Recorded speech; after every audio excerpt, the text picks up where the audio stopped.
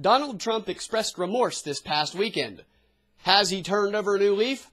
Or are we again being bamboozled by this generation's P.T. Barnum? Find out next on whatever this show is called. Over the weekend, Donald Trump came out on, or a man that looks like Donald Trump came out on stage in a location I can't remember at the moment, and said that he regretted some of the things he has said throughout the course of his campaign, especially those that were personally hurtful or caused personal pain in others. He then went on to give a reflective, well-thought-out, teleprompter-read speech. Overall, he was controlled, poised, and presidential. Afterwards, media pundits flipped out. You're fired up about this speech. I am so pumped. Am I nervous? No. I think that was one of the best speeches I've ever heard. So is that the real Donald Trump? I don't know where this person was. What's the real Donald Trump? He was human in this speech. The desperate candidate who's trying to make himself different. It was like a presidential version. He proves tonight that he's a hammer. Who's the real Donald the Hammer Trump? And what does his expression of remorse mean? I mean, for the past couple of months, this guy's been acting like that crazy ex-girlfriend that shows up at all the same places where you are and does this big dramatic scene specifically to provoke a reaction from you. And now, all of a sudden, he's poised, controlled, telepromptered, presidential. What does it mean? It means that he's using the exact same strategy that he's used his entire campaign, which is to do whatever he needs to do to grab the headlines. Trump's entire campaign has been driven by controversy, being different, and being completely unpredictable. There's nothing more unpredictable coming from Donald Trump than an expression of remorse about saying something that causes personal pain. No one in the world last week would have guessed this. The odds would have been 8 gajillion to 1. You could have given them a million choices, and they would have never said, well, I think he's going to express remorse. They would have said, he's going to bite the head off of a live cobra and spit it in a baby's mouth before they would have said, I think Trump will express regret and apologize. As a result, it was shocking. It was outrageous in its own right because it was the last thing anybody expected, and it dominated the headlines. Now, does that mean that he didn't mean it? No, it doesn't answer that question. It means that it was a tactic, a strategy. It means they evaluated the climate, the landscape, and they said, what's the best way to get the most amount of the best kind of attention we can get based on what's going on right now? And the answer was, it's time for presidential Trump, reserved Trump, teleprompter Trump. These politicians have to use high drama to get our attention because there's a million other things distracting us every day. So if they don't get us hot with passion or hot with rage, we're going to find something that does.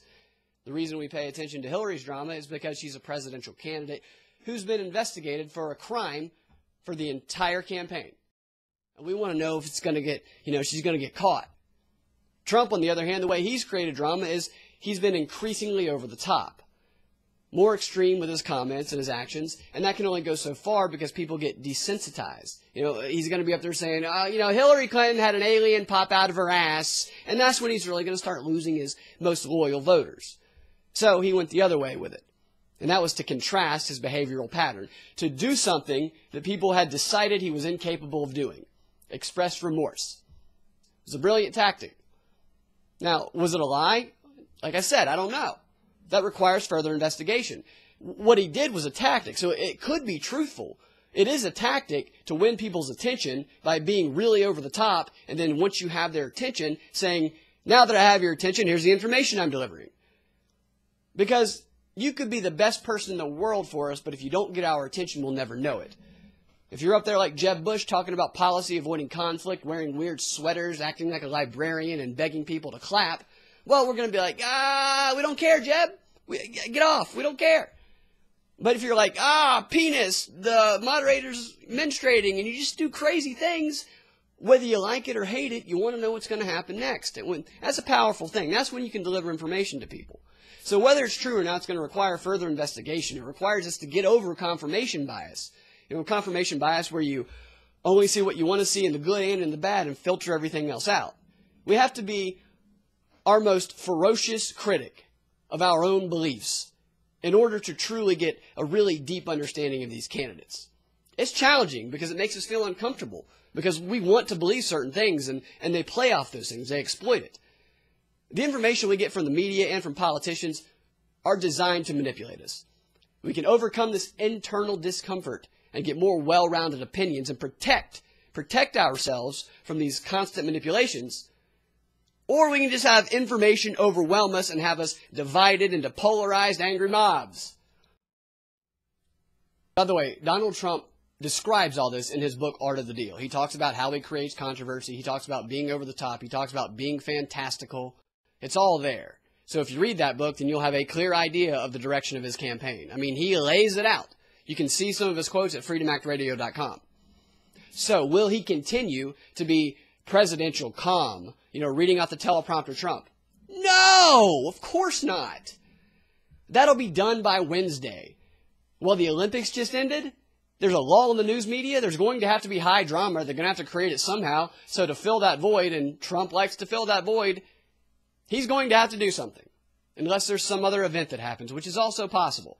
But the fact is, Trump can only be calm presidential Trump for a while. I mean, you saw the guys during the speech when he said something about being politically incorrect. They were like, yeah, say something racist or weird. They wanted it. So he's going to eventually have to be over the top again. Otherwise, the media will stop paying attention to him, and his supporters will get bored. But is he good Trump? Which Trump is he? That's the question. We got to look beneath the character that he plays and that the other ones play and find out who they truly are. Good presidential Trump? Or crazy ex-girlfriend Trump? You decide.